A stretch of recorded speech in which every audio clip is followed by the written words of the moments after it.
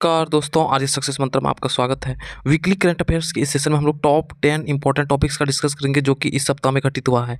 यानी आप बहुत सारे एस्पिरेंट ऐसे होते हैं कि जिसे डेली करंट अफेयर देखने का समय नहीं मिलता, इसलिए हम लोग वीकली करंट अफेयर्स लाते हैं ताकि सप्ताह के अंदर जितने भी घटनाएं घटित हुए उस पर आधारित जितने भी करंट अफेयर्स हो आपका छूटे ना, इसलिए हम लोग वीकली करंट अफेयर्स लाते हैं। तो इसमें टॉप 10 इंपॉर्टेंट टॉपिक्स होता है जो कि इस सप्ताह के अंदर घटित होती है। तो चलिए शुरू करते हैं आज का सेशन।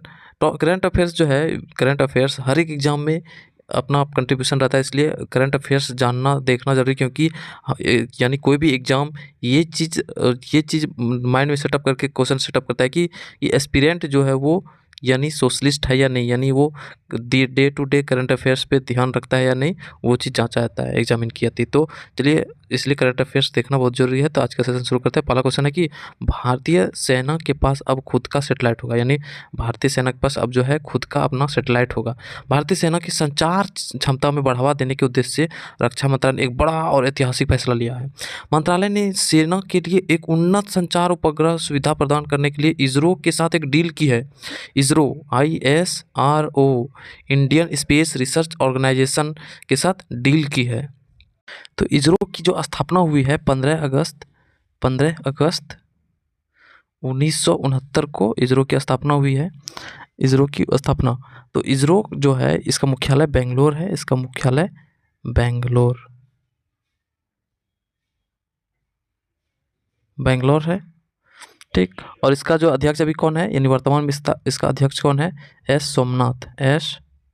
सोमनाथ इसका अध्यक्ष है इसरो का, ठीक। तो इसरो के साथ एक डील की है, यानी भारतीय सेना ने। तो रक्षा मंत्रालय ने जो है ना डील की है, और ये रक्षा मंत्रालय ने इस उन्नत सुविधा के लिए भारतीय अंतरिक्ष अनुसंधान संस्थान यानी इसरो की वाणिज्यिक शाखा new space Indian limited NSIL के साथ 3000 करोड़ के साथ अनुबंध पर हस्ताक्षर किया है।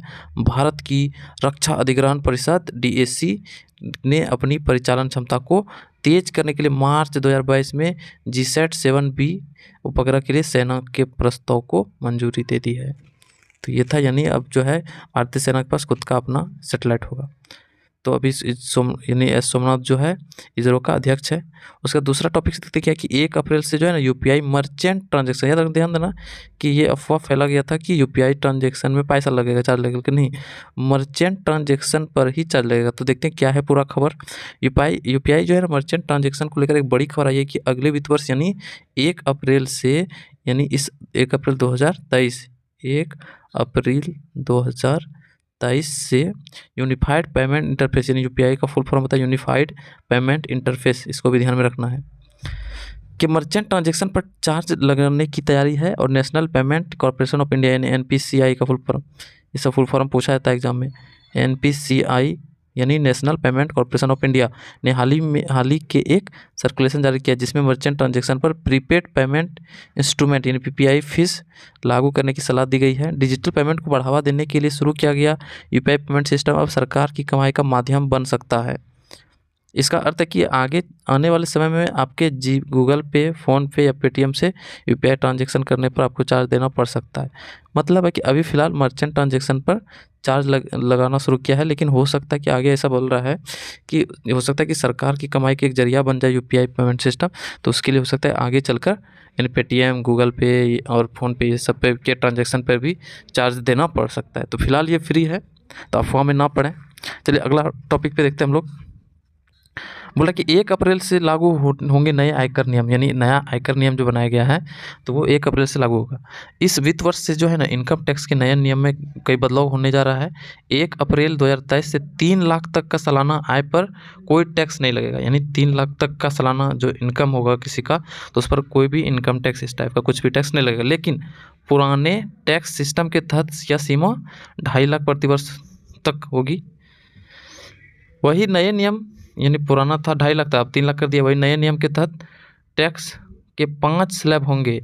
इस व्यवस्था में 7 लाख तक की वार्षिक आयकर छूट के दायरे में आएगी। नया वित्त वर्ष जो है फाइनेंशियल ईयर 2023-24 1 अप्रैल से शुरू होगा और केंद्रीय मंत्री निर्मला सीतारमण द्वारा वार्षिक 1 फरवरी को केंद्रीय बजट में की गई घोषणा 1 अप्रैल से लागू होगी। यानी जितने भी केंद्रीय बजट में घोषणा की गई थी वो 1 अप्रैल से लागू हो रही है, यानी आज से लागू हो रही है।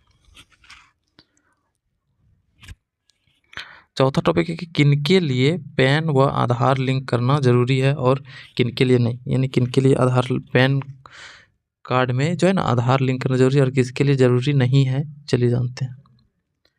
तो बोला कि केंद्र सरकार लंबे समय से पैन व आधार को लिंक करना अनिवार्य कर दिया है।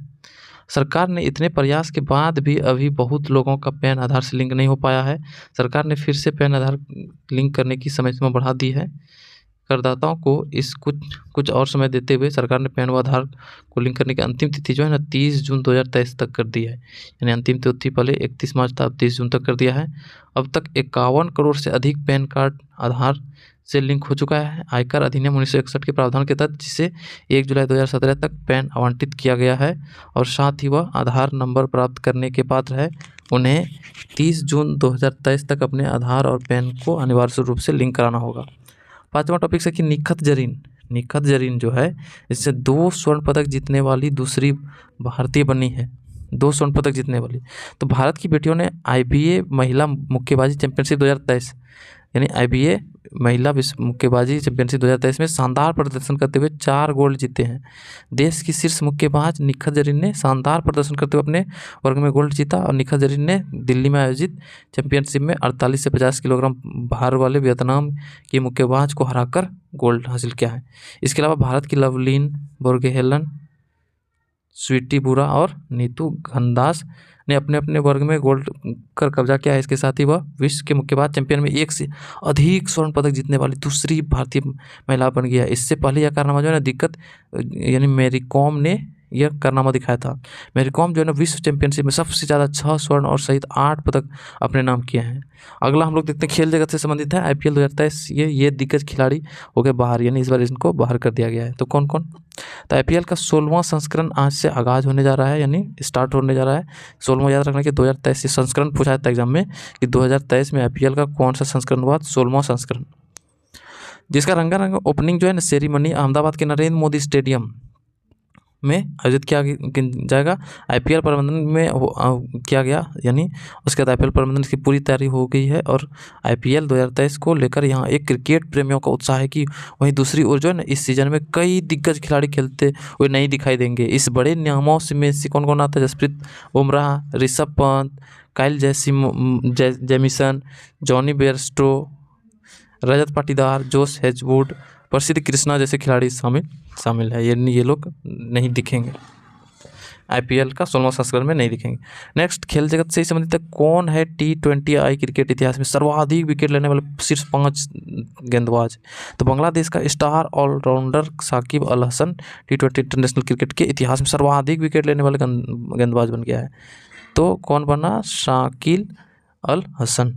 इससे पहले यह जो है ना रिकॉर्ड न्यूजीलैंड के अनुभवी गेंदबाज टीम साउथी के पास था और साकिब ने यह उपलब्धि जो है आयरलैंड के खिलाफ खेले गए दूसरे T20 मैच में हासिल किया और इस मैच में साकिब ने 4 ओवर में 22 रन देकर 5 विकेट लिए थे।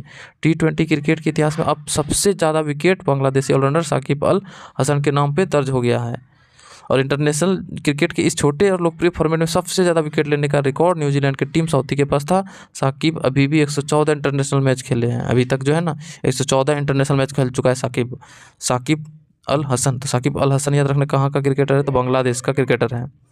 अगला हम लोग देखेंगे OBC आरक्षण के साथ जो है ना यूपी में अब इस बार निकाय चुनाव होगा। तो उत्तर प्रदेश में निकाय चुनाव को लेकर एक बड़ी अपडेट आई है। सुप्रीम कोर्ट ने OBC आरक्षण के साथ यूपी निकाय चुनाव कराने का इजाज़त दे दी है और सुप्रीम कोर्ट ने पिछड़ा वर्ग यानी OBC आरक्षण रिजर्वेशन पर OBC आयोग की रिपोर्ट स्वीकार कर ली है। उत्तर प्रदेश मुख्यमंत्री योगी आदित्यनाथ ने कोर्ट में इस फैसले का स्वागत किया है और कहा कि यह आदेश स्वागत योग्य है। निकाय चुनाव को लेकर सरकार द्वारा जो है ना प्रदेश सरकार द्वारा दिसंबर 2022 में जारी किए गए नोटिफिकेशन को इलाहाबाद हाईकोर्ट ने रद्द कर दिया था, जिससे में कहा गया था कि इसमें सुप्रीम कोर्ट द्वारा निर्धारित नियमों का पालन नहीं किया गया है। भारत के मुख्य न्यायाधीश जो है ना धनंजय वाई चंद्रचूड़ की अध्यक्षता में 3 न्यायाधीशों की बेंच ने इस मुद्दे पर अपना फैसला लास्ट में सुनाया है कि इस बार जो है ना यूपी में जो चुनाव होगा निकाय चुनाव वो OBC आरक्षण के साथ होने वाला है। फिर नेक्स्ट देखते टॉपिक, नवा टॉपिक है कि जो है ये भी खेल जगत से बीसीसीआई ने 7 खिलाड़ियों को सालाना कॉन्ट्रैक्ट से क्या बाहर, यानी 7 खिलाड़ी को सालाना जो कॉन्ट्रैक्ट होता है उससे बाहर कर दिया है।